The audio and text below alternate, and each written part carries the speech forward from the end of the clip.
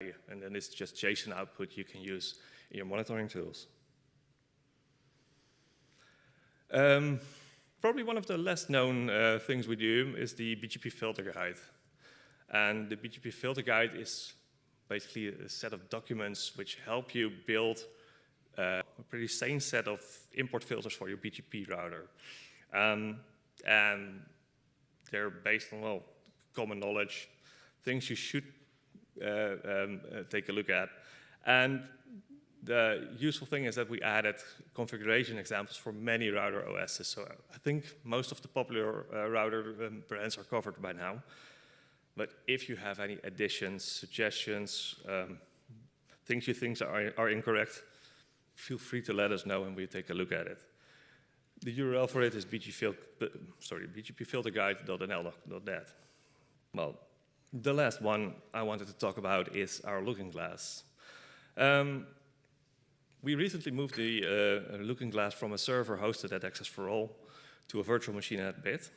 And in the process, we decided to switch from BERT to OpenBGPD due to some technical reasons. The looking glass is now collecting data from about 100 peers.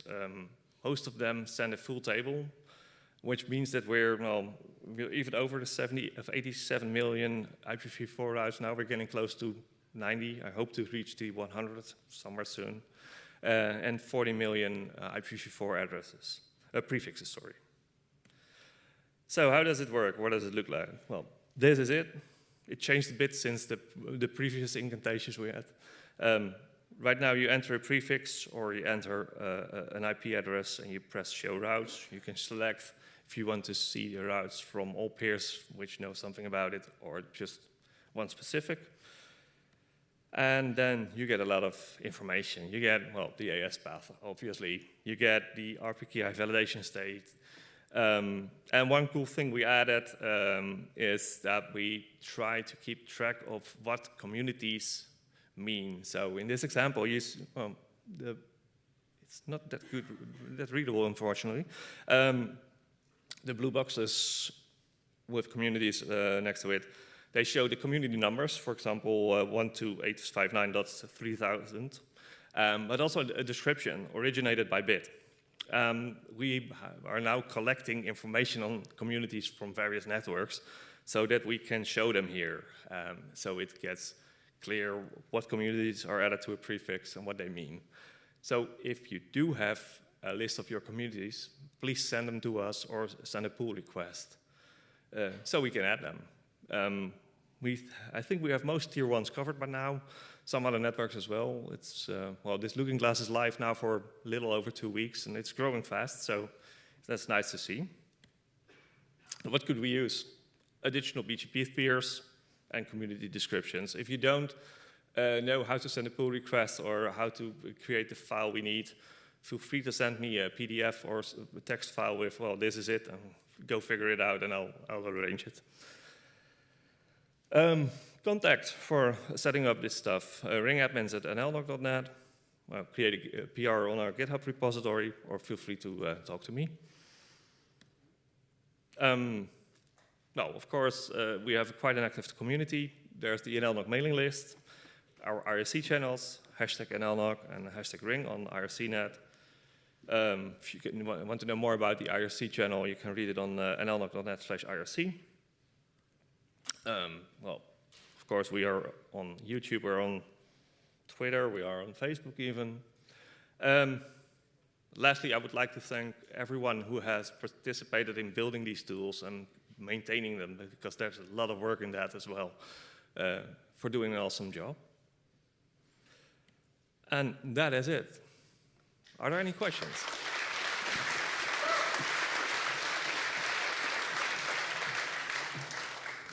Any questions for Teun? Any feature requests? Any? Yes, feature requests I always have, of course. No, thank you, Teun, very well. I just wanted to, I like all the tools. I've recently been using the RAR Explorer quite a lot to clean up 2200 prefixes for our customers. I think you forgot one use case. Okay. And that's, when I try to convince customers that they have an issue, if I can send them to an independent portal saying, you know, there's something wrong with your prefix, and it is in red, green, and yellow, the managers understand. I think this is a very good... I agree with that, yes. Yeah, it's very good. So thank you for that. Feature request. There's one thing that I sort of like missed, but I realized that you have to catch all the INetNum objects as well from all the RARs. And that is, it would help me a lot if I could get the LIR that's responsible for the ROAS. And that's usually the LIR and the INetNum object, so you need to catch those. And the country where the INetNum is registered. Okay. The other thing that I would love to have, but I don't know if it's easily built, try to build a customer cone for an ASN. I know there's some websites that can do this. You know, Kaida has something, but they don't really give you all the prefixes back, but just, is this ASN a customer of yours or not?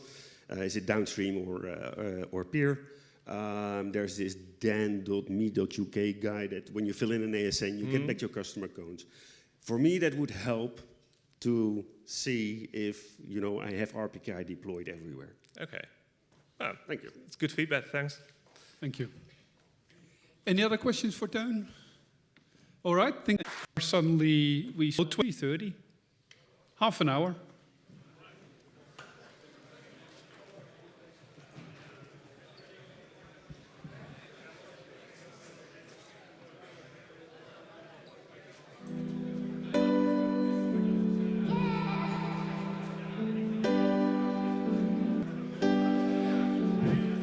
One more cable will be replaced during the break, so Wi-Fi will be gone for a moment.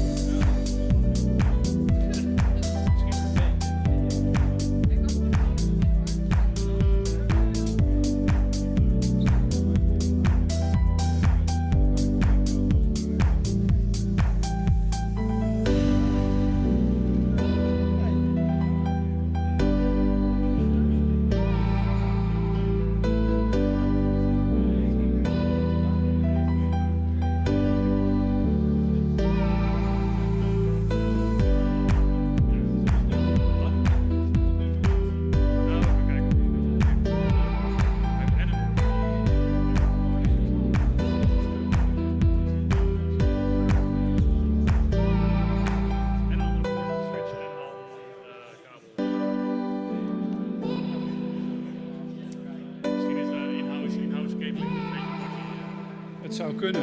Ja.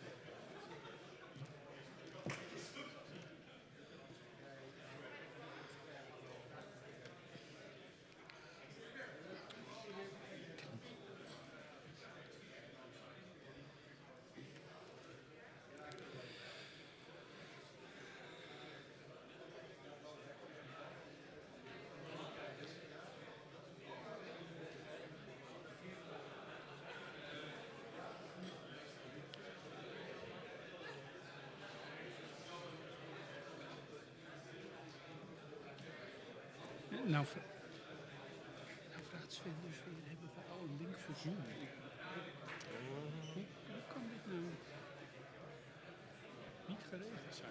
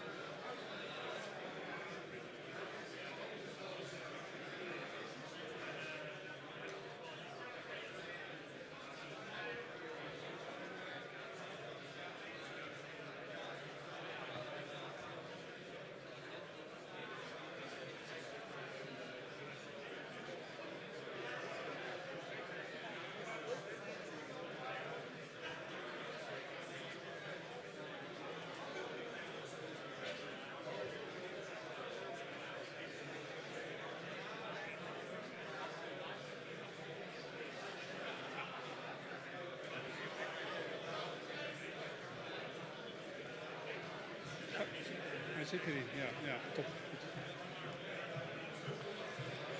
Welcome back. Please take your seats.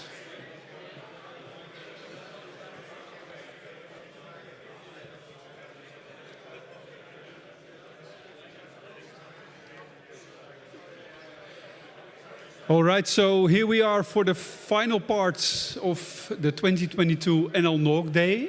And this is going to be, wow, fantastic. We have speakers that, are like the best in their field.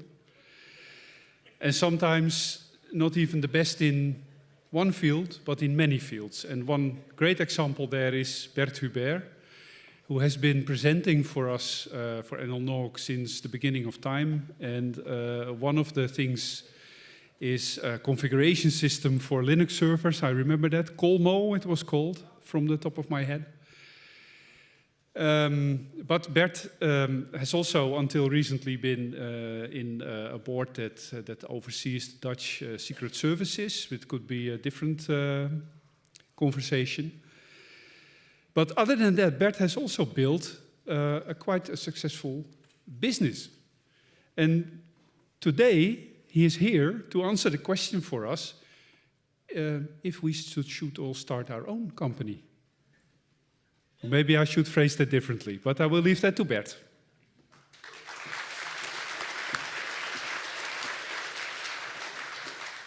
Yeah, well, thank you very much. Can we also put it on the big screen? Ah, there we are. Okay, so when you download this PDF, maybe later today, there will actually be notes in the PDF. If you download it right now, that's not true. But it will be true very soon. So should I start my own company? Mostly from a Dutch European perspective, because these things are very different in the US and even in the UK. And, but it's not just for people who want to start their own company. It's maybe also when you do not want to start your own company, but still want to understand why does my company prefer vendors over me, for example. And so it's a broad presentation. This is actually part 3 of a trilogy. In the first part, we discussed like why is it that my boss is super stupid and makes more money than me and has a better life. And you can find the link to these presentations on the first page. So you can see the whole trilogy. And the second presentation was how do I get a better job, career development, and the current presentation is should I even have a job? And I think this presentation could be irritating in a way that sometimes recruiters can be very irritating because not just because they spam you, but also because they remind you that maybe your current work situation is not the best situation and that there are other things you could be doing. And that can be frustrating. So apologies for that. But maybe you'll get something out of this presentation anyhow. So briefly, as a reminder, we want good and fun work. And it exists, it is real. Some of us have it, we go to work, we're happy that we go to work. Well, maybe not that happy, but at least it's sort of a nice chance to do useful things. And some of us, and many of you, I know, actually sort of really hate going to work on Monday, and it really sucks. And eventually you might become convinced that good work doesn't really exist, or fun work. And I'm here to say it does exist, and you could actually have an environment in which you have fun for what you do, and it matters what you do, and you enjoy what you do. But it may be that you cannot make this happen at your current employer because they are just not like that. And that might be one reason to start your own company, because you just want to create a better place to work. So I previously presented on the joy of work, and which I call the spiritual reward and the monetary reward. And there are jobs that are like super fun and you really enjoy them, and you're never gonna leave that employer until the employer goes bust or disappears because the job is just so good it just pays like shit. And eventually that means you can no longer pay for electricity and heating. So it is worth your while trying to sort of balance how much fun is my work, how satisfying is my work, and how much money do I make. And a few years ago, I presented on this, and in the upper left corner, for example, you have the Saudi job, where you get paid stunning amounts of money to sit in the desert and fix servers. And at least it makes a lot of money, but it's no fun. There's also the job lower left, where it's a really shitty job. You're always on call, and you're still getting paid badly. So this is sort of the situation for having a regular job, and you can see that it is all over the place. Now, I did some scientific research to find out what happens if you start your own company? How does this graph change? And it was a lot of work to make this graph, and I have a very precise result. It's like this. And so in the middle, you still see sort of the Saudi job and these other things. And if you start your own company, you can become very rich, and you can also become extremely poor. And your life will not get better than like a really good normal job, because it's not that much more fun, but your life can get a lot worse. So before you want to start your own company, realize that the outcomes are not guaranteed. And well, there will be somewhere in this ellipse, but that's all I can prove to you. So we start the weird graphs here. This represents a company. And there are 6 people working really in that company, they're employees. And that company also has 4 vendors in the situation. They get their office from someone because they did not build their own office. They get a water supply from someone, they get a power supply, and they also have a bank. So this is sort of a minimal company with 6 people working there, and they have 4 vendors. Hello. And you might think there's a really big difference between the 6 people that really work there. So they have a job, they did not start their own company, they work somewhere, and the 4 vendors. And it turns out that from the manager, who sits in the middle, And he looks a bit evil, and he also is a bit evil. This is the manager of a company. This is like the board or the owners or the founder of the company, the C. I don't know, but this is the guy that's really, or girl, but he's evil, so he's he. He's really in charge, and he actually does not see that much of a difference between the vendors that provide electricity and the 6 people that actually work there, except that these employees, he buys labor from them. So if you want to or not, you're already some kind of vendor to your employer, you just sell labor. But you are an extremely weird vendor, because they must continue to pay you even if you do not come. This is sort of nice. And they also must tell you in advance that, yeah, we're going to pay you for the next 12 months, or maybe we're going to pay you like forever. And if you hurt an employee, it's actually your fault. That sucks. It's like different than from other people you hire if it's your fault all of a sudden. And even if they retire, you must somehow continue to pay them in many cases with the pension funds. And even if they die, you must continue to pay their partner. It's like the weirdest vendor ever, these employees. And but they are, relatively speaking, cheap, though. So you have to pay an employee a minimum amount of money, but there's often also a maximum amount of money where you just say, look, we cannot pay you more than this, or in many cases, we're not even allowed to pay you more than this because of the collective bargaining agreement. That does not happen in IT a lot, but it does happen in many other fields. And finally, employees are actually, they store knowledge. They, unlike vendors, they cannot just walk away. They actually run your company. They know about your company. And this is something that is often forgotten in modern companies, where they treat employees as some kind of, pretty weird vendors. Because the weirdness doesn't stop. If your employee messes up, it's still your fault. So the employee deletes all the storage, drops all the databases, and you can still only get angry at the employee. You know, that sucked that you did that. But you cannot sue them in any way. This is not entirely true. You can mess up so badly that your employer can sue you, but it's rare. It requires fire. And so the thing is, if you, as a company, if you hire people and they are the wrong people, it's your fault, idiot. You hired them. And so actually, from a company perspective, hiring people is full of problems, because if they do not do the work you want them to do, it's very difficult to negotiate with them because, you hired them. And they have all kinds of rights. So you cannot just say, look, we're all going to fire you because I'm disappointed in you. It doesn't work that way. But vendors are a lot more fun. Because at least in theory, you could sue them if they mess it up, in theory. But they could offer you things. So let's say you buy stuff from a very big network vendor, and one day the network vendor says, I think you're a really good person, maybe you would enjoy a job here over a big network vendor.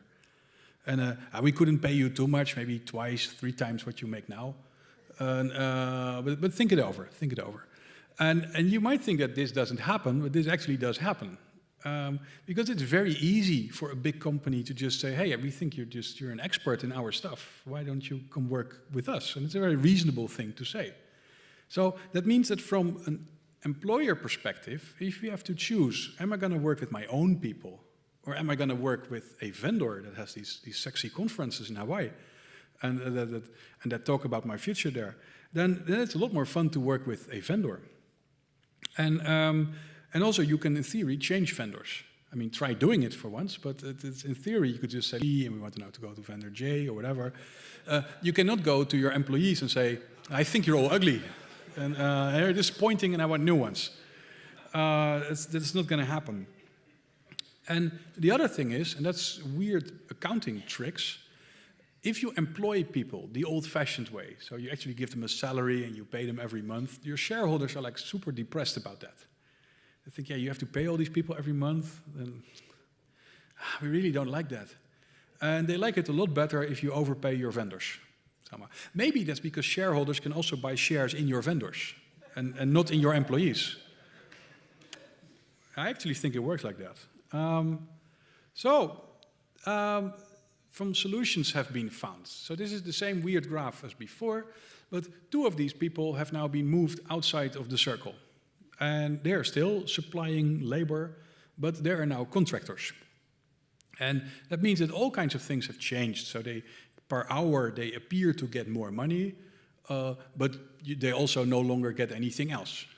And so this is a variation on the theme. People might say, hey, I'm a contractor, I'm an entrepreneur, I am registered with the Chamber of Commerce, but no, you're really sort of an employee with fewer ties to the company. So if you do this, if you become a contractor, your situation just changes. It could be better, it could be worse.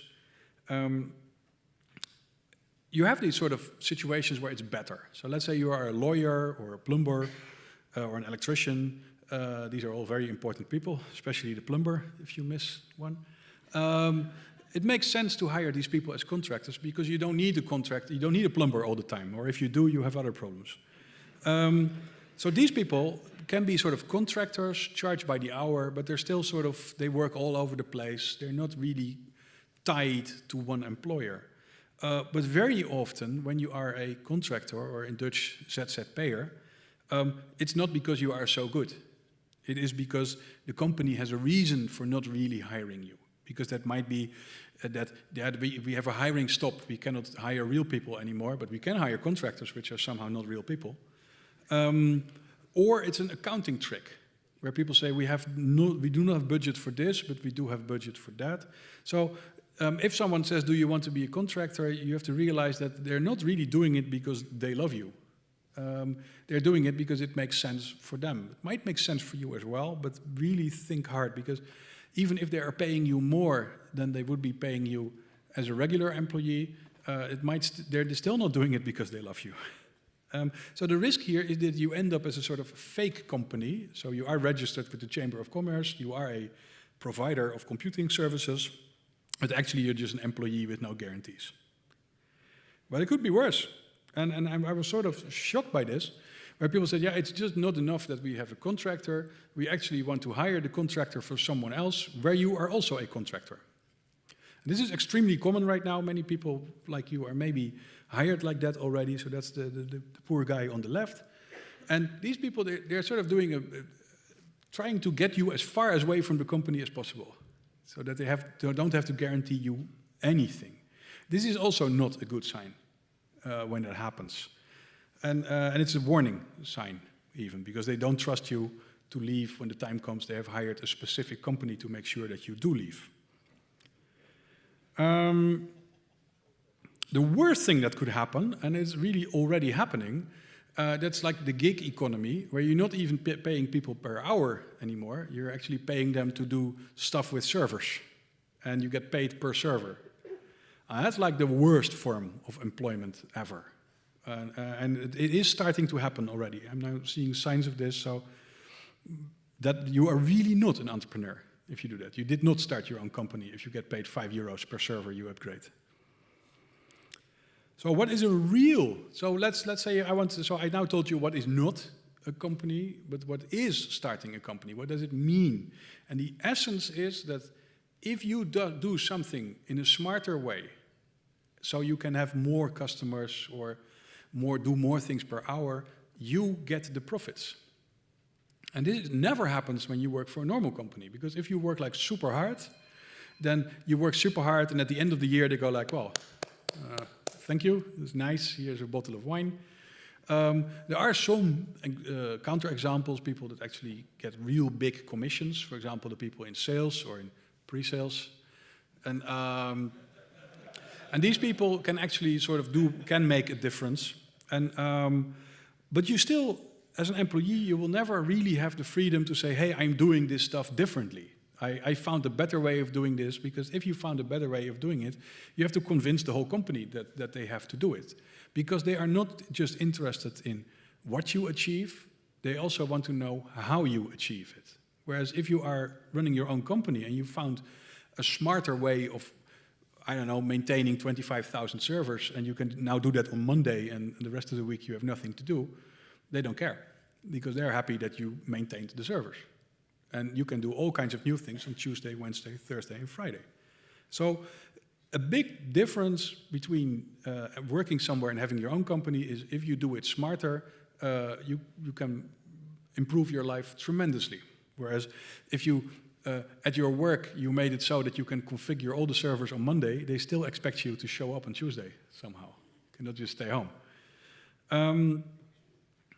The downside is, if it goes wrong, if you lose money, you actually, you lose the money. And an employer, if you just delete all the servers, the worst thing that can happen is you get fired. And if you do this to your own company, you get sued and you go bankrupt and you have to live in a hut for 3 years. And so it's a very different situation.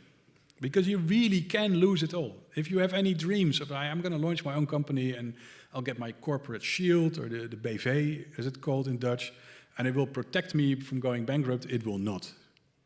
If you mess up with your own company, you will go bankrupt and it will suck tremendously.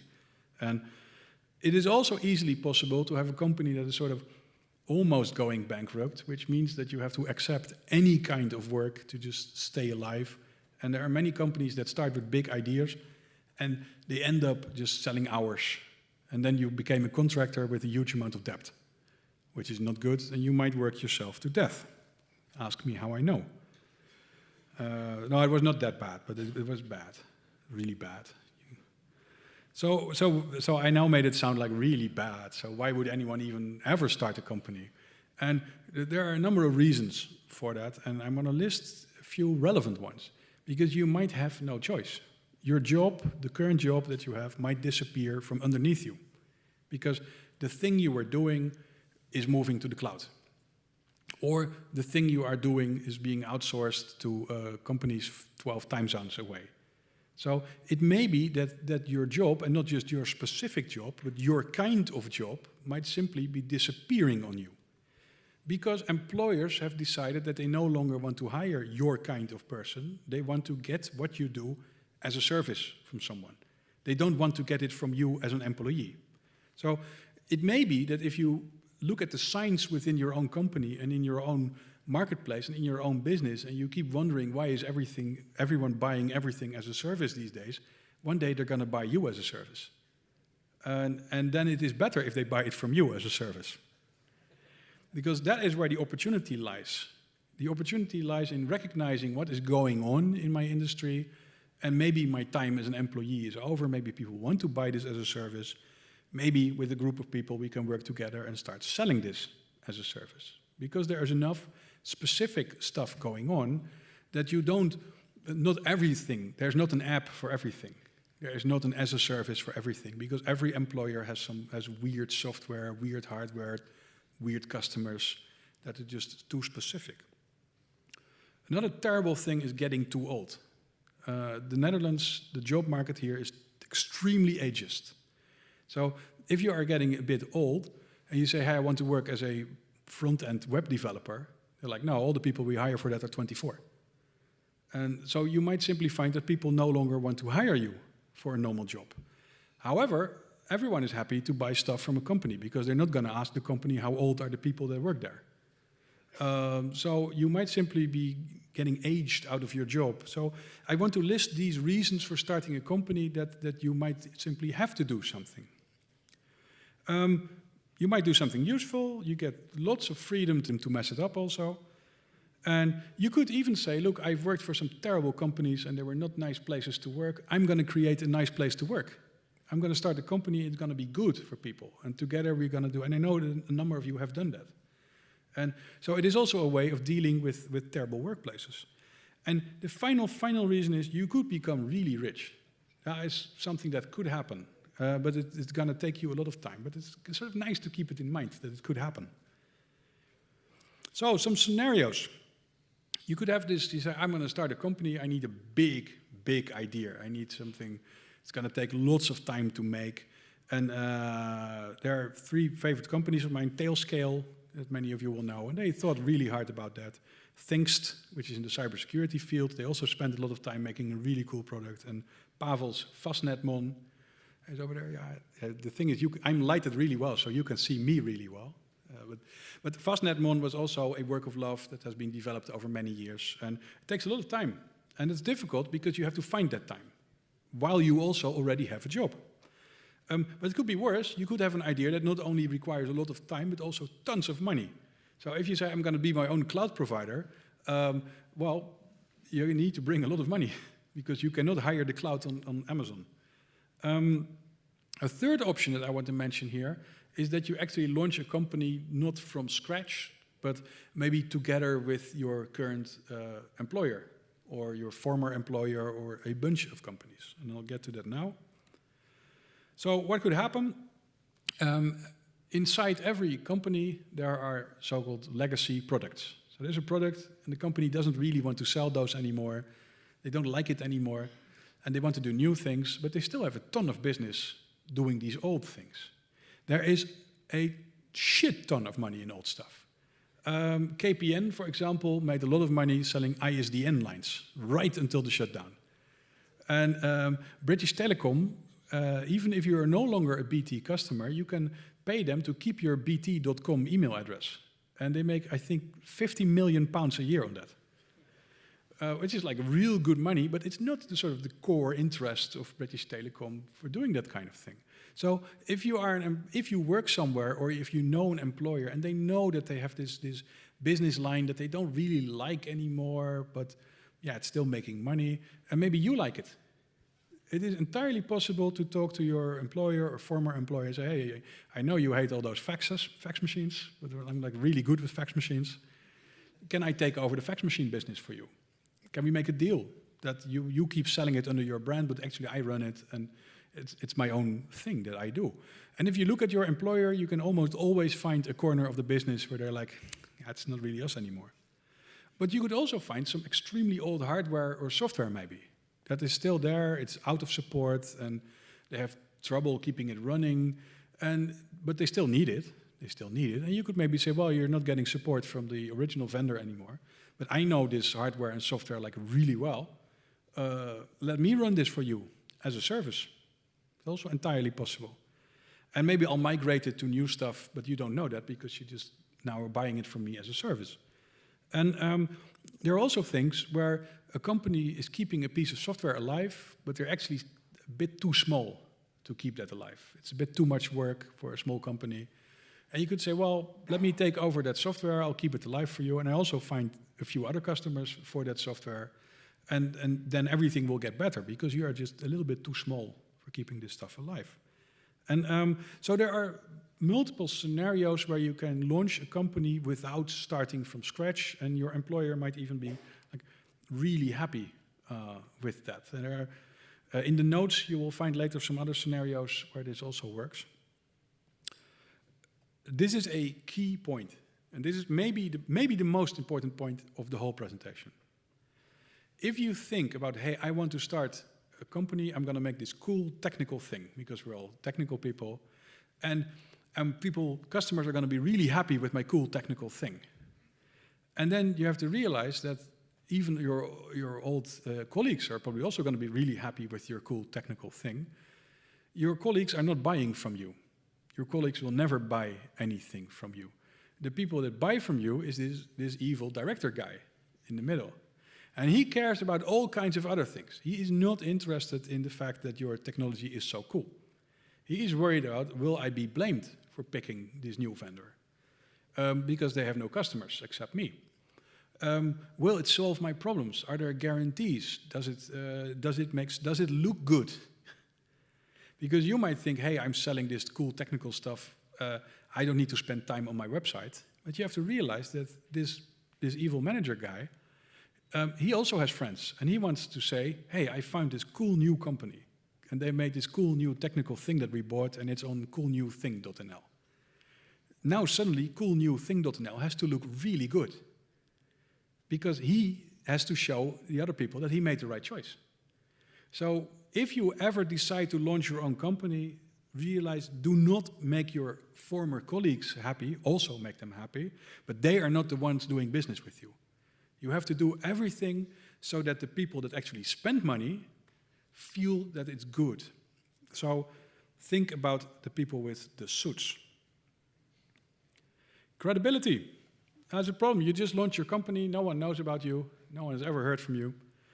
And the weird thing is that an existing vendor, even a terrible one, has more credit than you do. So I experienced this with my first work with Kazema, the cable company, and I built some nice solutions for them, and they worked. And they said, "No, we want to do this professional because you are just this one-man guy, a one-man company. We want to buy this from our preferred vendor, Capgemini." And they had messed up all their previous projects. It was all shit. But still, they said, "No, we're going to do this with Capgemini because the risk of just doing it with you is too large." And it failed gloriously. It was super nice to see. They totally messed it up. But they still got the credit because they were a big company with big sales teams and everything. So credibility is a huge problem when you start. Well, there are ways to speed it up. There is a company, Ironport. They made a spam filtering and sent mail appliance, and they wrote a nice blog how, as a fresh company, they did everything right. So if you got trial hardware from them and you ordered it on Monday, it would arrive on Tuesday, and Tuesday afternoon, someone would call you to ask you if you liked it. And all the stuff they delivered was super good. Their business cards were extremely heavy. And so they took everything they could tune to make them look credible, and they turned that to the max. And it actually worked for them. And or just indeed sending people free samples and stuff and being really open. But it's difficult. The thing that worked for me twice is something else. And I think there's a lesson in here. You need to find a customer that has no choice to do business with you. They just have to do business with you. And this worked for me twice. It worked for PowerDNS. It worked for my Fox IT company. And for PowerDNS, the story was that our big competitor, Nominum, had just quadrupled all their pricing. So all of a sudden, there were all kind of telcos on the market that said, yeah, we're not going to pay those guys. And it turned out there was no alternative. There was no other name server vendor you could pay at that time. So that's why PowerDNS suddenly became a success. The customer had no choice. A lot of fun. And but this could still happen to you, because your employer might have this old legacy software. You are the only one that knows about this legacy software. So it could well be that you split off from the company and say, no, you're going to do business with me. Because who else is going to understand this 25-year-old crap that you built? So you try seeing if you can find something there. Now, I'm nearly done. The big plan. Everyone wants to have a big business plan, and they sit down with their spreadsheets and make all kinds of calculations, and you might as well not do that. Because you will never have a detailed plan for your business. You don't know how many customers you will get. You don't know what they will pay. You don't know how much work it's going to be for you to deliver that stuff. But you still need to think real hard. Do I understand why people would want to do business with me? Why does my employer no longer want this legacy business? And why do I want it? And what do the customers of the legacy business, what do they expect? And this is like a real deep thinking. And it's a strange exercise, because no matter how hard you think, the plan is not going to work. Because the reality is going to be different. So you have a big plan, reality disagrees. But still, many people start their company without at least having this big plan. So you really need to work on it. There's a brief book called Good Strategy, Bad Strategy. If you hunt for it, you can find a free PDF, but it's also worth it. And that is like a really good book for thinking about why should I be in this business. You'd also realize that if you look at successful companies and you want to see, hey, what did they do right? How did they become a successful company? And you have to realize many of us just got lucky. We were at the right place at the right time. We were not some kind of huge visionary. We just happened to be at the right place at the right time. What about all these companies that were not in the right place at the right time? You don't know about them because they went bust. So you are entering a lottery here, but the better your plan is, the more lottery tickets you get. Money, we don't have time for that, so other time maybe. So should you start your own company? Well, you may have no choice to do one, because your current job or your current job situation might just disappear on you. Know the options. If you are a contractor, you're not a real employee, and you might end up in a situation where you run lots and lots of risks. And it might be possible to take a look at your current employer or your previous employer or other companies you know and see, hey, is there maybe something you want to get rid of, and maybe I can do that for you as a company, as a service. And think real hard before you do anything, because the plan still won't survive, but the thinking will definitely help you. And with that, I hit the end of my presentation. So thank you.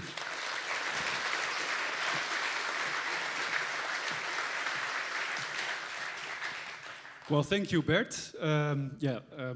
Like I said after your presentation about the salaries, as an employer, I don't know what to think of this. But you touched many points, for me at least, because I think all the stages that you mentioned, I've been through with Fusix and with other companies before. I can relate very much to everything you have said. So thank you very much for this presentation. I am surprised that there are no queues at the microphones, because you get a chance to talk to Bert Hubert for free.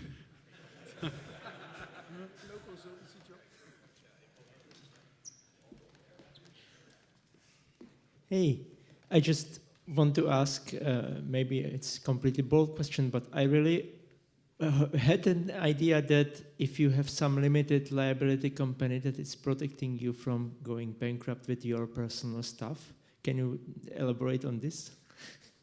So it's very simple. In theory, the company will protect you. As your own company is going down, as things are getting worse, so customers are not paying, you are running out of money, your bank comes to you and says, now you must personally sign for all these debts as well. And if you do not sign that piece of paper, your company goes immediately bankrupt and nothing, and the company is gone.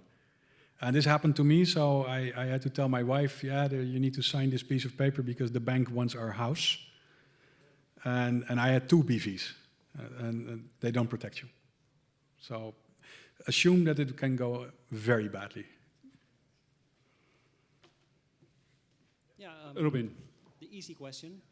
Now you are the manager of a company because you just started your own company. How do you avoid becoming the bad, evil, vendor-loving, people-hating manager? I think that's all up to you. I mean, I do it. Let me. You will always have moments in your company where you have to, for example, you have a terrible customer, and you know that that customer is going to make life hell for everyone. But the state of the company is such that you have to accept that customer. And the trick is to really know that you can do that maybe once or twice before you have yourself turned into this evil place. But it's your responsibility, then please stay with your company. Thanks. You're not a manager at your existing company, right? No. Julia, microphone, please. Okay. So I've done the running my own business thing, graduating from university in the middle of the dot-com bust. Not a great job market, but I hated it in the end because I wanted to be a geek and I was 99% admin. Do you have any tips on how to just avoid getting stuck with all the admin of running the business so you're never actually getting to do the stuff that you wanted to do when you started? Well, it's a very good question, but it also comes from the other end these days, because many of us are now, within our employees, completely stuck in admin, and if we would touch any server prompt, people would break our fingers. So if you actually, for many of us, actually we need to start our own company in order to get more hands-on, because company life has already taken that away from us. So that's not quite the answer to your question, but it's still one reason why people start their own companies. I spent like big money, relatively speaking, on outsourcing my accountancy and fiscal stuff completely. To the point that the Dutch tax office sends you these blue envelopes. I never see a blue envelope. When one arrives, it's for my neighbors. It's not for me. And it was no, I don't think it was expensive. In the end, I did pay good money for it, for completely outsourcing that, but it also allowed me to focus on the technical stuff. And so even though it feels like a lot of money in the beginning, I would really recommend seeing what you can do to have as little admin as possible. Thank you. Hi. First of all, thanks a lot for the talk. It was rather interesting. But just to get back to the first question that was asked, in the Netherlands, as you just said, if I'm understanding it correctly, you are not directly responsible, your company is, but the banks will go after you if you get into debt too much. Yes. Okay, then understood it right. Thank you. The best that can be said for having this company is that it will delay any bad stuff. And that can be extremely useful, that delay. But it's in the end, if you mess it up, it's tricky to walk away from it. Okay, thank you very much, Bert.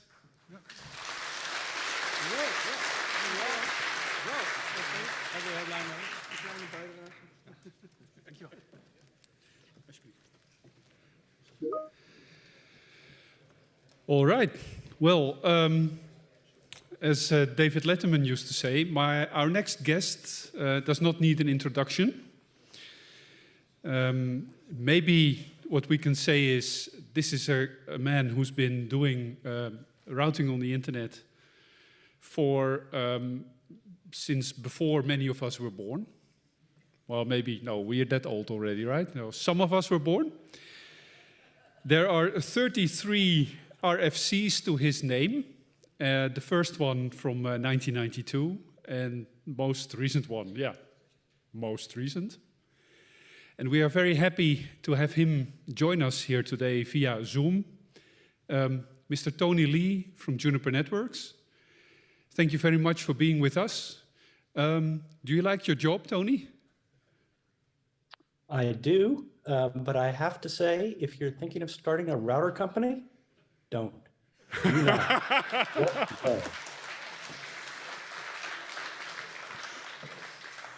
Thank you very much. It was wonderful. Take it away, Tony Lee. Thank you, guys. Good afternoon, and welcome from sunny California. It's just dawn here, and I'll be talking a little bit about a brief history of router architecture. So the point of this talk is education and history. I'm not going to be naming names. Everyone, and I mean everyone, messed up at some point. So it's amazing that the industry is still here. Lots and lots of companies failed in doing this. And I'm not out to make anybody's life miserable. All of this is from my memory. All the mistakes I make are all mine. No sources are used here, so it's all just history. In the beginning, router architecture, well, it's just based on simple old computers. You take a bus, you plug in a CPU card, you plug in a memory card, and you plug in a bunch of NICs. And as you might imagine, while this makes for an okay computer, it makes for a really lousy router. The bus is a constraint, the CPU isn't fast enough, the memory gets oversubscribed, and your router just doesn't do very much. Every byte passes through the CPU twice. You have a packet, it comes in the NIC, it goes through the CPU, it goes out to memory, you decide what to do with it, you bring it back through the CPU, you shove it back to a different NIC. You're very capacity limited. And all of your infrastructure costs, because all of it is maximized day one, well, that's very painful because it means your box costs a lot and it's not really economical until you fill the box. This is not a good scaling property. You want your costs to be proportional to the bandwidth you're delivering. So that sucks. Okay, well, the bright idea was one bus is killing us. Let's add another one. No, this doesn't help much anyway. Sure, the second bus is 10 times faster, but it's got the same architectural problems. Now, you can add an ALU, and that one turns out to be a digital signal processor. It gives you fast, cheap CPU cycles, and that's efficient, but more bandwidth and more cycles, you really haven't changed the architecture. And this gets you along for a little ways, but it still sucks. Okay, well, what can you do to make this better? Well, okay, we're spending a lot of CPU cycles doing route lookups. and we can probably do that a better way. And this was the birth of custom silicon. So we can take an FPGA, a field programmable gate array. This is a predecessor to an ASIC. And we can teach it how to do longest prefix match. And if we do that, we can get maybe a little bit more cycles back. But it turns out that this is not rocket science, and it's a lot of effort, and it makes things better, but it doesn't double the speed of the box, because guess what? All the other overhead is costing you more than just longest prefix match. So the good news is you can forward packets using silicon. So management took a look at this. Maybe we should build routers using ASICs. And management looks at this and said, no, CPUs will save us. Now, looking backwards on history, do you think you could build a router with CPUs today? No. It turns out we did the wrong thing. And that took a long time while we figured that out, unfortunately. It took us a long time. It was very painful because the cost of building the ASICs was then very expensive. It took a long time for people to turn around, make the investment in ASICs, and come back and doing the right thing.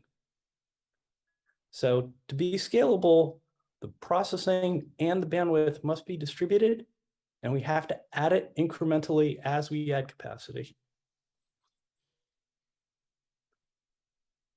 Along came the web, and this changes everything. So ARPA, the original ARPANET folks, decided to get out of the business, and they asked the National Science Foundation to take over the network. And the National Science Foundation said yes, and they funded a backbone. And they did not want to run all of the network, so they went to a number of academic universities, asked them to set up regional networks. And those regional networks are now well known in ancient history. One's based around Stanford and MIT, University of Maryland, several others. They started buying routers and setting up networks. And then the web came along and the carriers bought them, right? The telcos, at the time we had multiple telcos, and the telcos bought the NSF net regionals. So then real money came into the equation, and that's when the industry changed. There became a lot of competition for building routers, and part of the investment in ASICs comes from that. I should note that's about when Juniper started.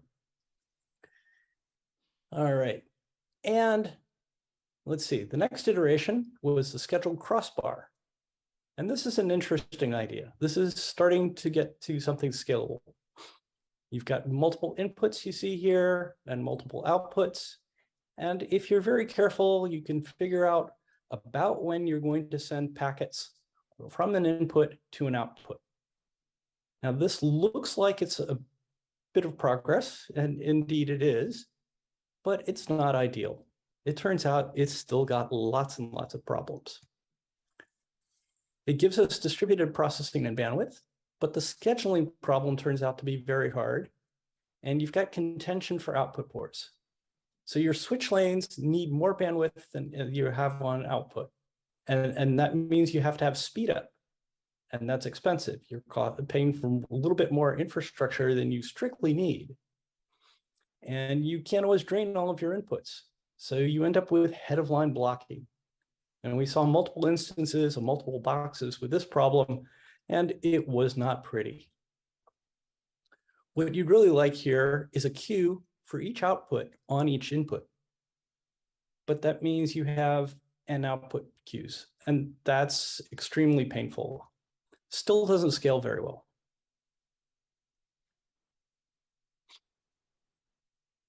Okay, well, you could start a company here and you could build a distributed cell memory and a full mesh.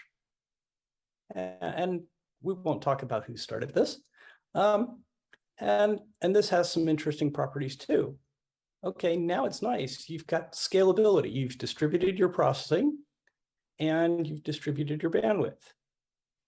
Those parts are pretty good. But as it turns out, you've got all NICs that are dependent on all other NICs. So you hot swap one of the cards and you drop all traffic throughout. And the bandwidth of the system is a fixed multiple of the bandwidth of the card. So you can't build out to bigger and bigger systems. This first system you build is the biggest you could build. And that's not very scalable. Okay, not happy, not wonderful, but forward progress. And then around 2002, we have NLNOG. Happy birthday.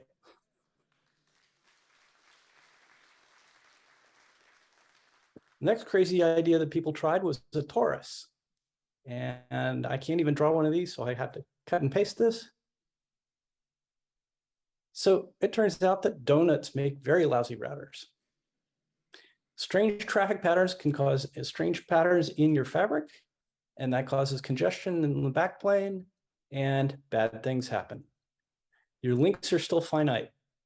So your bandwidth, when you distribute it, it needs to be uniform. If it's not uniform and your traffic pattern doesn't match, well, you're going to have a problem. Speaking of starting your own company, you could build a box that had centralized shared memory. And this has lots of problems too. You can't make it a single bank of memory, so you have to do tons of things with lots of memory controllers. And now you need an interconnect for the memory controllers. And you've got all the same problems all turned over again, and it still doesn't scale very nicely. And your memory bandwidth is bounded. You haven't distributed everything nicely. It still sucks. Oh well. Finally, around 2004, we got to something sane. And this is a 5-stage CLO network. And this is the internals of a big router. You see 4 inputs on the left, and then a CLO network in the middle, and 4 outputs on the right. The nice property here is that this architecture is rearrangeably non-blocking. So we've distributed our bandwidth, and even on link failures, you can rearrange and redirect cells so that it flows through the network without a problem. No bad blocking problems, no head of line blocking if you're careful. Now, if you take a look, this architecture is symmetric around the dotted line you see in the middle. So you can actually take this architecture and fold it at the dotted line, fold it so that the inputs and the outputs come back to each other. And then you get a folded 5-stage CLO network. And that's where you put your NICs, and now you've got a router. This is something that scales. Our bandwidth is distributed, uniform, and redundant. Now there's still scalability challenges. You still need a queue per output. Your cell addressing is finite. Your fabric can only be so big. The cell fabric turns out to be proprietary. If you want to do a technology upgrade, it's very difficult to change. If you want to change the fabric, you end up changing the entire chassis effectively, all the cars in the chassis to do it. Pretty much a forklift upgrade. Vendor lock-in and chipset lock-in are still issues. Now, the good news is this is not new work. A guy named Charles Clow figured this out. He did it in 1952. It only took us 50 years to figure it out. Oh well. Now, this architecture should look familiar. This is what modern data centers look like. A layer of leafs in top of rack switches, and a number of spine switches. And if you go one more level, you sometimes have super spine switches. This should seem very familiar. Yes, what we've learned is that we don't have to keep our fabric internal to the box. We can take our fabric and we can build an external fabric. CLO topologies are still the right answer. We just want to do it externally. trying to build and scale one box is too expensive. Even if we want to do a multi-chassis system, it's too difficult. So what we've learned is we really, really like going to a multi-box Clo fabric. What can we see as the future? Well, we have elastic scaling. We continue to use this Clo topology. And it's really nice because it's scalable in 2 dimensions. We can add more spines, or we can add more stages. We could have super spines if you want, or more stages after that. We've got easy incremental upgrades. You can actually upgrade any single box in this architecture without a problem. Since we can now do everything with standardized Ethernet, it's fully vendor independent. You want to buy one box from one guy and another box from another guy? No problem. It just works. It's all Ethernet. It's all packet-based. It's not cell-based. So the downside here is that it does need a little more bandwidth. But the bandwidth is cheap. This is easy to fix. What is it missing today? What we really need is management plane abstraction. If you're building one of these networks today, you end up managing lots and lots of boxes. If you were managing a multi-chassis, it would look like one box. What we really need is a management plane that allows us to manage an entire super spine network as a single box. Challenge for another company. We've seen people start doing this with a deaggregated core. They take a chipset, they say, we're going to build it out of white boxes, and we're going to give you this. But they do it as a multi-chassis, so it's one single software architecture. Well, you've still got the same underlying chipset, and you've got chipset lock-in, and now because it's the same software in all boxes, you've got software lock-in. Vendor lock-in is something you want to avoid, so maybe this is not the right answer. And that's where we are today. Are there any questions?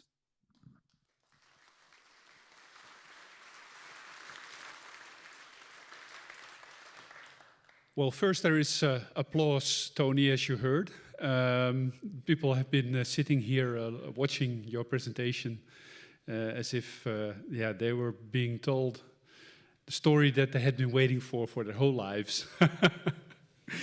For me, this partly answered questions. Well, a question that I had in my mind for years.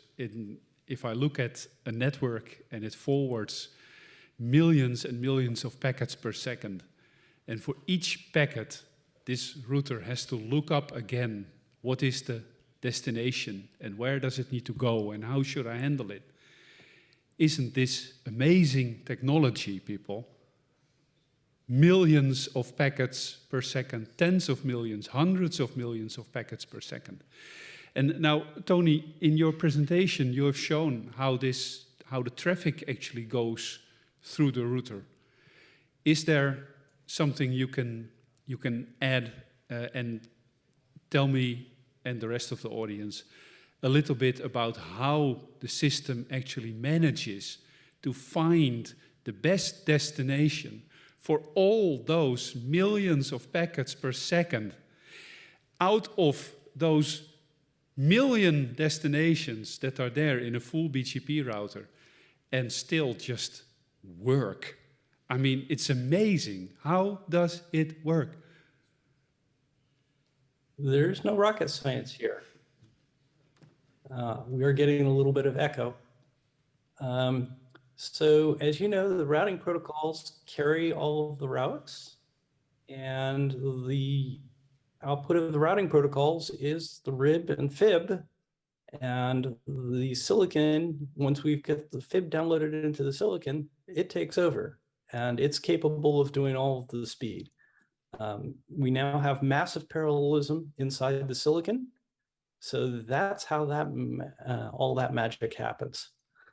Basically, any of the ASICs that you see on the market today effectively have hundreds of forwarding cores. And that's how all of that happens. And a lot of people put in lots of hard work and trying to make that actually fast and efficient. Wow. Thank you. There is a question from the audience. Blake is at the microphone. Blake Wazeo, thanks a lot for this. It's a really great high-level overview of router history.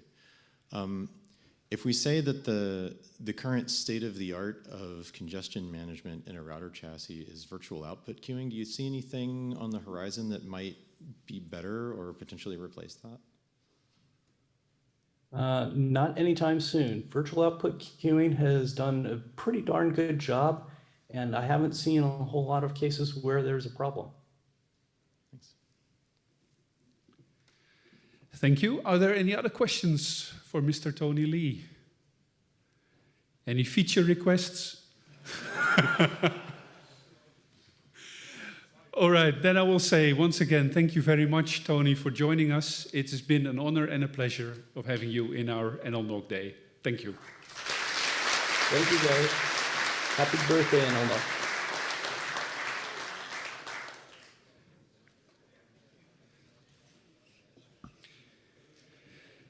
That means that we go to the final part of the day, actually.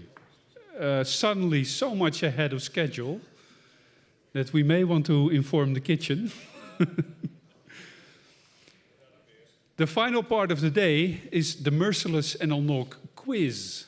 And there's 2 people responsible for that this year. One of them is Peter van Dijk. The other is Peter Lexis.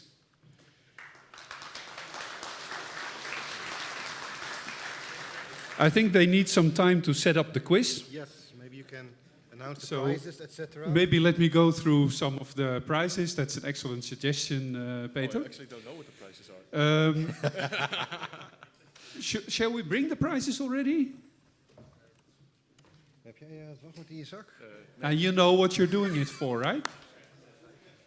Nah, should I say, who wants to know what the prizes are? Come on. Oh, that's not a majority. Come on, who wants to know what the prizes are? All right. The quiz is going to have prizes. There's 3 normal prizes and 1 extra special one because of our 20th anniversary.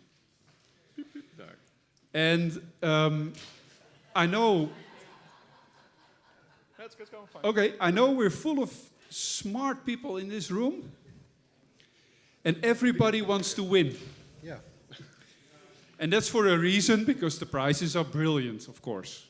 But this time, the special prize will go to the person ending in the 20th place. Because it's our 20th anniversary. One important bit here. You can watch the quiz on the stream, of course. Everything, after we replaced a couple of cables, everything works fine now. But you can only win something if you are physically here.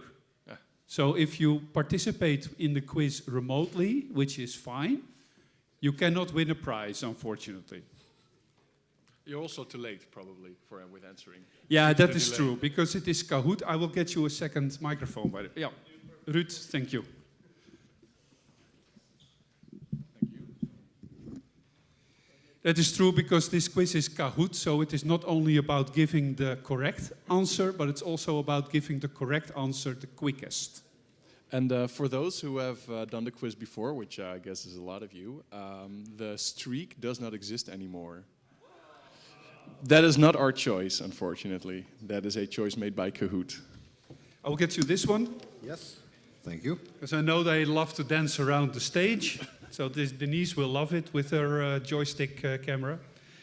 Guys, it's up to you now. All right, all right.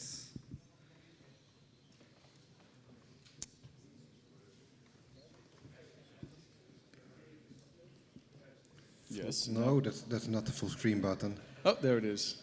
Okay. So can we get it on the big screen now? Yeah, let's make sure it fits. That's what she said. All right, most of you know how to join. Mark sure does. Or whoever this foobar is. We'll give you a few minutes to join. Do let us know if you have trouble. And I think last year the people with the app were the fastest. Like not the mobile website, but the actual app. I believe that. There's music. This is the standard music. Do a dance. No.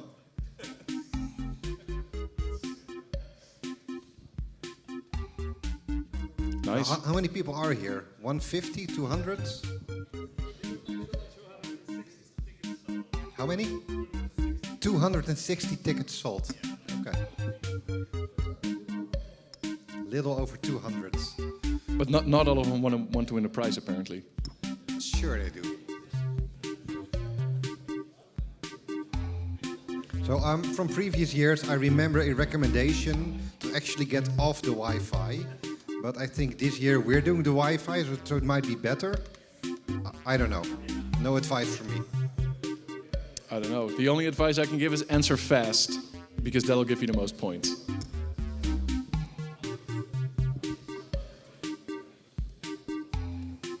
I think we have 15 questions this time. Yes. All right. And it was hard, because all of the cool questions were already taken in the last years. Yes.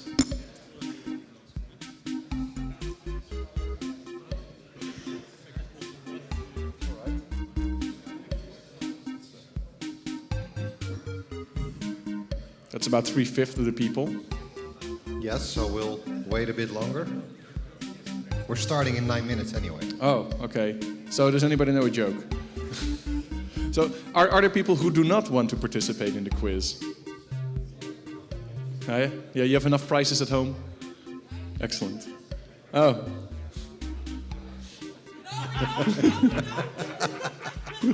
We're not allowed back there, apparently. Onderkant is. Oh, right. Actually, it's also. Oh, it's cut also off here. so Oh, that's fine. should be fine. But there's still a border at the top. F11 of zo? Wat is de... I don't know. It's a Mac. Command F? I don't know. No. No? Let's not. Oh, I don't know. Leave it. All right. So who has not done a Kahoot quiz before and needs a little bit of instruction? All right. So what will happen is when we start it, we will have the question, which will be on, I think, 20 seconds, each question. The question appears, and then a few seconds later, 4 answers appear, multiple choice. For most questions, 1 answer will be valid. For some of them, several will be. Yes. And the questions or the answers have a color, and the colors match the ones on your app. So you only have to pick the right color on your app. You get 4 buttons, and then you just push it, and hopefully you get the right one. It's like a 25% chance. Yeah, or more, if like more answers are better, or are the correct ones. Oh, yes. Is anybody having trouble joining? No? Guess not. But they are. Well, they might be at home. It would be really cool if somebody at home actually wins. Yes, also very impressive. Very impressive. So how you want to do this? Just one at a time? Well, some of the questions make no sense to me. I just thought of them. I don't know if they make sense. All right, shall we start? I think they're ready. Let's go. I see a hand up there. You having trouble? Okay.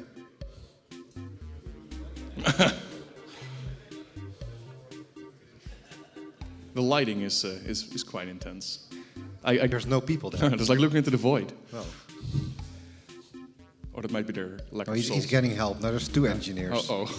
How many engineers does it take to log into Kahoot? 7.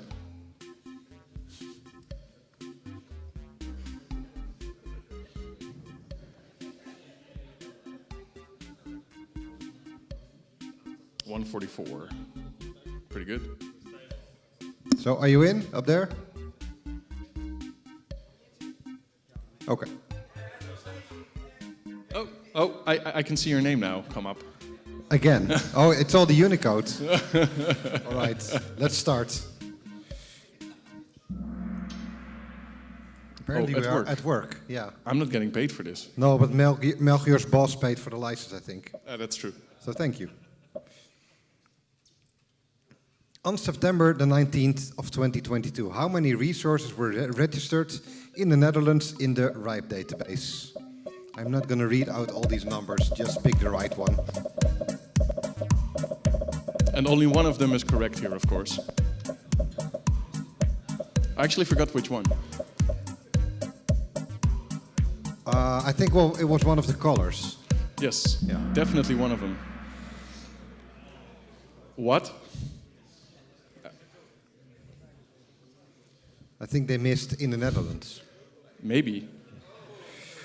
Oh. Well, that is not a great start.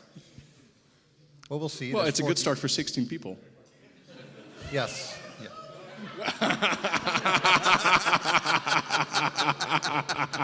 Oh, keep it up. Keep it up. All right, next question. So I think the maximum amount of points you can get is 1,000 per question. So yeah, this is 1,000 good. for This is answering good. correctly and immediately. All right. So on the 11th of October 2018, the DNSSEC key for the root was rolled for the first time. How many times since has it been rolled? This man looks to be unhappy about the concept of rolling. Well, of course, because he has to do it all over again when he gets up. Yeah. It's like work, but worse. Except no management. Yeah, it feels longer ago than 2018. It Yes. feels way longer ago. I have aged a lot since then. That is not a good start. Again. Well, 40 people got it. I mean, but more No. people got it wrong. Yeah, we are very sad to report that indeed the DNSSEC root key has been rolled once in over 10 years now. Yes. Yes, we should do it a lot, the rolling. Yeah, we should do it a lot because then if we have to in an emergency, we actually know how to. Sorry? Why? That is totally random. They're shuffled by the computer for every run, so... And even the order of the questions is shuffled. So for us, it's a surprise which question There might be comes an up. AI as yellow as a favorite color, but it's not one of us. We should do a color question next time. And then, like, the names of the colors are not matched to the buttons. Oh yeah, press the button that says red. Yeah. Maybe no. Oh. Right, complete shift of things, but Yeah. that's quite normal after 2 questions. You ready? Yeah, let's go. In many past years, positive leap seconds have been added at the end of July or December. How about the end of this year? How many leap seconds are we getting? How many and what kind? Yeah, exactly. Well, I mean... Well, you say how many? Have we ever had 2 in a year? No, but there's negative. That's also a number. Negative is a sign. Well, okay, but -1 is a number. Yeah, okay.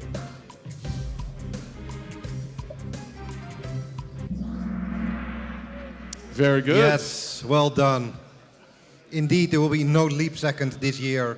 And from what I hear, Also the not next next year. one in the coming years, but not soon, might be a negative one.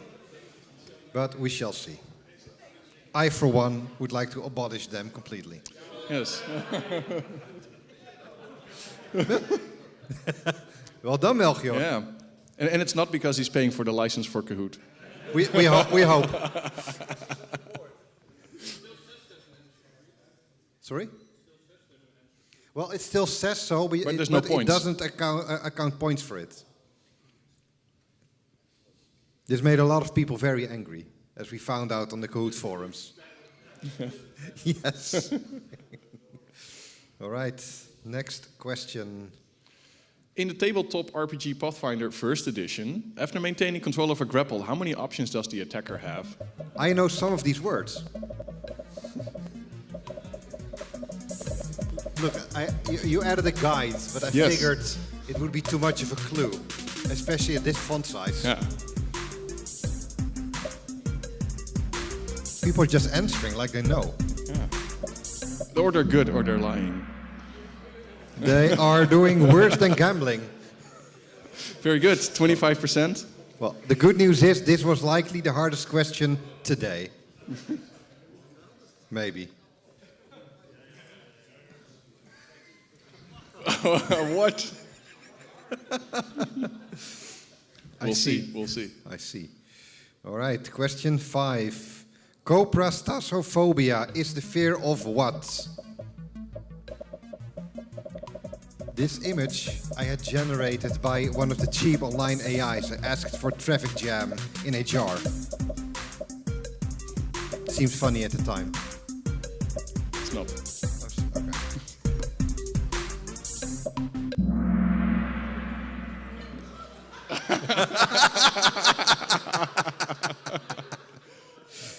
Okay. I'm actually surprised you Coprastasophobia. managed to pronounce it correct the first time. Sorry?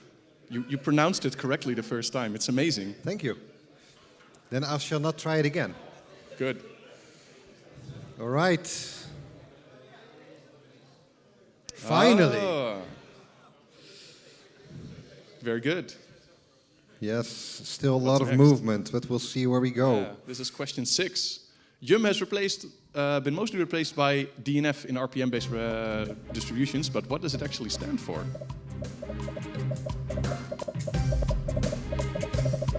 I also have to look up this one every time I need to know. Which is very often. Well, every time I want to know.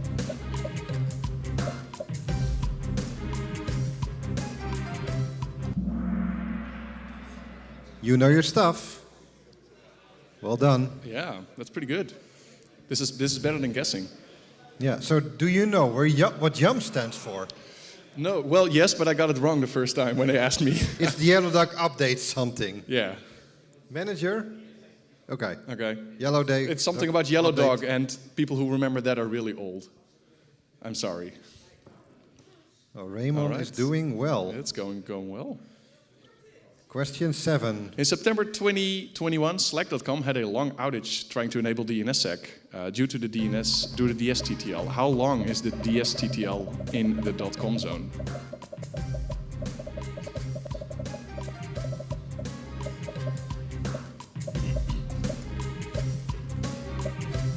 And as the picture shows, this was the 3rd time that Slack tried to do DNSSEC, and they failed 3 times. But it works now. Yeah, they succeeded the 4th time. Yeah. Many people guessed 9 hours, but indeed the correct answer was 24 hours. Let's look at the scoreboard. Oh. Raymond's still doing well. Yeah, but people are coming for Raymond. Oh yes, they are and they will be. We are halfway. Yes. Next question. What is the IANA assigned port number for WireGuard?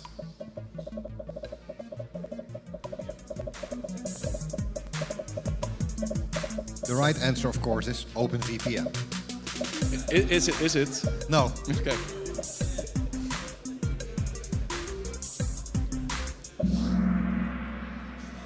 Oh, very good. Many people remember the default port. Sadly, this is not the assigned port. I'm sorry. Because as you may know, the number is too high to be actually IANA assigned. Also true. Sorry?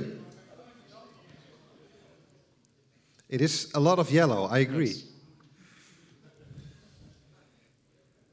Oh. Paul.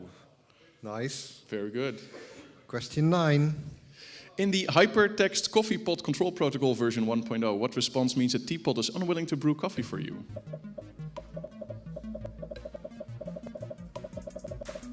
What? I did it on time. I should be a DJ. Yeah. I mean, I cannot tell jokes, so that's fine.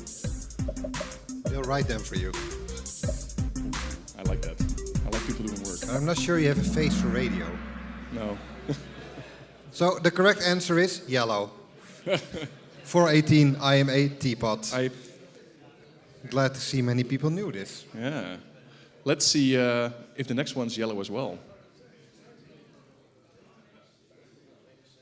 Ooh.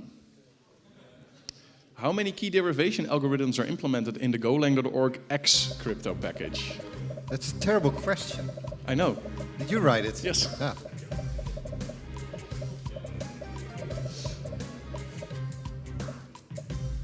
I actually forgot the answer, so it's going to be interesting. Oh, I do know the answer. Oh, is it yellow?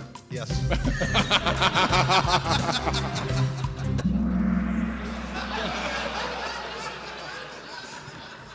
We are blaming the computer. Because when I entered all of these, they were all red. Yes. Except for one blue one. Oh. We are 10 questions in. The top scorer has 6.5K. That is 3.5K not scored by anyone for being slow or wrong. And also, looking at the leaderboard, there is enough room for catching up. Oh yeah, this is unpredictable. You ready? I am. What does setting the 9th bit in the flags field of the DNS header indicate? You wrote this question. Yes. Multiple answers might be good. Might be.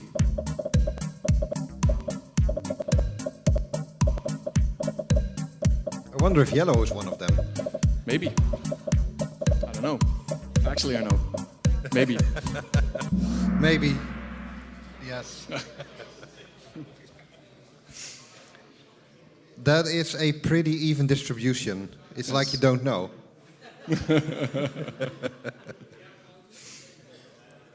So what does that do? It does nothing. Very little. Yeah. Very little has happened. All right. All right. 3 more questions, I think. You're early. Question 12. In most of the UK, cars are driven on the left. What side of the road is used on the British Virgin Islands? Did you actually choose the picture because it looks like a penis? I did not choose the picture because it looks like a penis. But why is it called the Virgin Islands? The picture is not from the Virgin Islands. Oh. I also did not realize... Because it looks like a penis. So I did not be from realize. the Virgin Islands. I did not realize. Oh, it was not yellow. No. And it is on the left. Yeah. Cannot hear you, the light's too bright.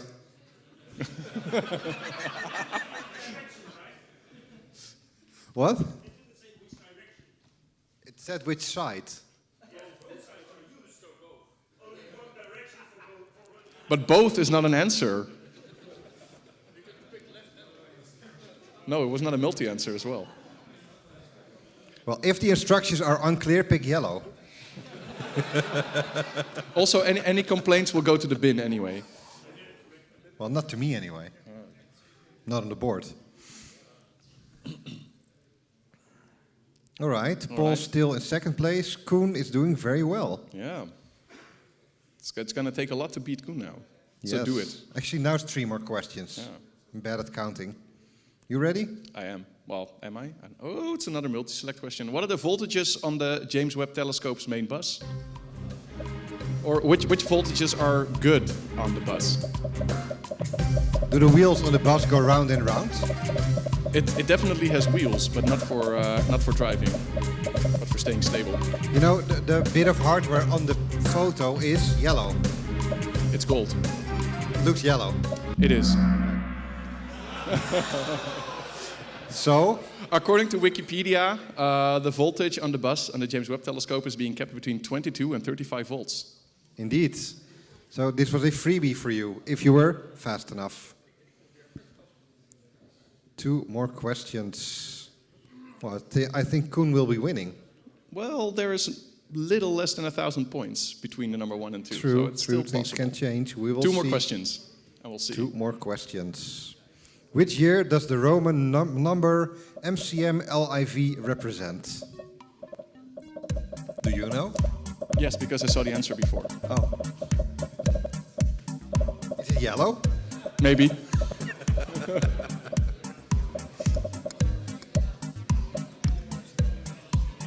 One, 0. Yes. Yes, it was yellow. Any complaints about yellow can go to Kahoot. Yes. Anyway, well done. These things always take me a while, so no doubt the same applied for Unless you. they start with MM, then it suddenly becomes easy. Yes. Which is why this one didn't. Yeah. All right, one more question. Right now, Koen is ahead by 700 points. So if he answers wrong and Boudewijn is very quick, then Boudewijn might still win. Yes, or Paul. But Paul, yeah. I think our top three is almost decided. Final one. Big question is who gets to be number 20? I looked at the prizes. It's the best prize. Oh, is it cake? Is it like all the cakes that are left? I could tell you it is cake, but then I would be lying. Because the cake is a lie. Yes. Yes. It is not cake. All right, final question. Good luck. VRP uses protocol number 112. OpenBSD invented CARP as an alternative. What protocol number does it use? And of course, this is a technically correct picture of the protocol. It was the first stock photo that popped up when I typed carp. And it was free. Maybe. It came with a license, yes. It was legal.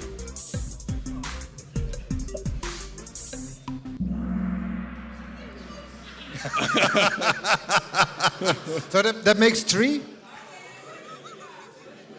Oh. 21st place. Oh, well, no prize for you then. So it is indeed the same number as VRP. Yes. Yes, there was apparently a bit of a fight between OpenBSD and IETF or IANA. IANA. So let's look at our final scores. 3rd place goes to Paul. Very good. 9 questions correct. 2nd goes to also Boudewijn. 9. And 1st place goes to, no surprise there, Yeah, Koen. Very good. Yeah. Shall I call them all down? Should they all come down? Come down, please. Boudewijn, Koen, and Paul.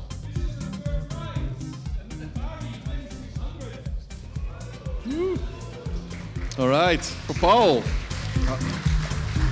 It's a cake. It's a lie. It's Legos. Can't play But on it's it. still cool. Yeah. Boudewijn, congratulations. What is it? I think it's a drone. It is a drone. It is a drone. Very Congratulations, cool. Boudewijn. Have fun with your drone. Koen, come on up. It's actually a pretty impressive score. Very well done. You're the only person who managed to get more than half of the total possible number of points. You're getting 2 prizes. It has a lithium battery. This is because these are tempting days when it comes to energy supply. So this makes you totally independent of the grid, and you will always have the power that you need.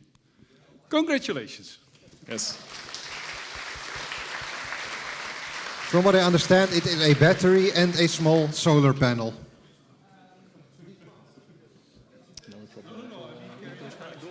Koen may need a ride home later, but we'll figure that out. So now. But he can charge your Tesla while you're driving. Yes. Right. So now we need to know who is in place 20.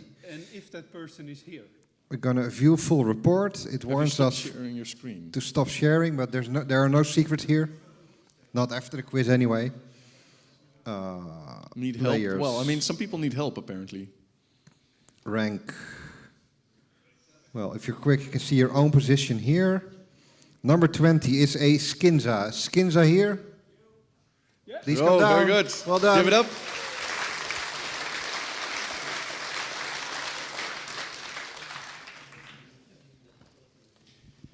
Yeah, the 20th prize is actually a book. And you may think, what do I need a book for? But this is basically the only book you need. This is a special copy of the book Unhacked by Rian van Rijbroek.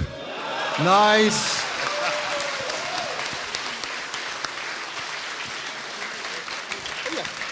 Thank you all for playing. See you next year.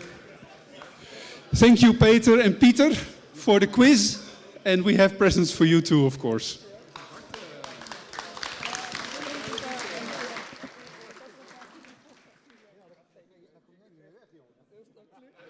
Yeah, this basically concludes the day. Of course, there's some stuff to handle. Most important stuff to handle is the drinks session the dinner and any drinks you may want to have after dinner, which is all fine. It will work the same as before. You can order at the bar, or you can sit outside and order with the QR codes on the table.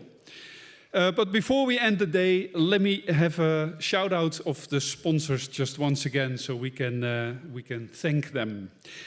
i3D.net, OpenBSD Amsterdam, 10IT, Internet Society, LoanApp, MZix, PowerDNS, SpeedIX, NTT, NLIX, LeaseWeb, Smart Optics, Arista, KPN, Duocast, NLNet Labs, Nokia, Alkira, the RIPE NCC, Fibering, BIT, Juniper Networks, Fusix Networks, RETN, and Kwanzaa have made this day possible. Thank you.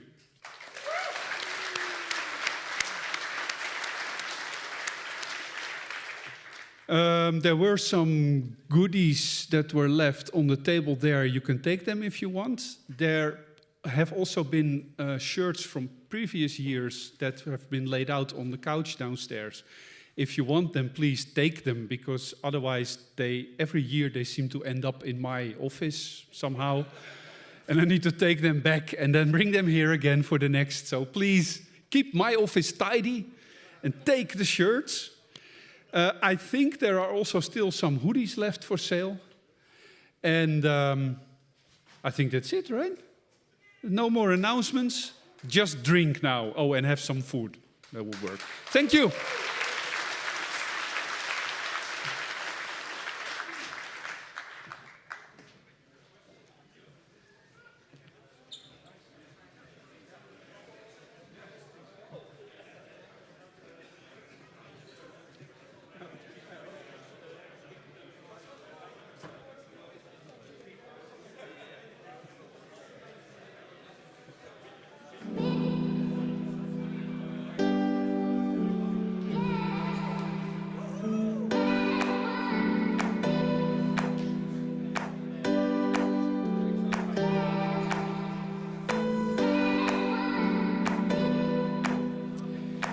If everybody would just be so friendly to look around their seat and take any garbage that you find there.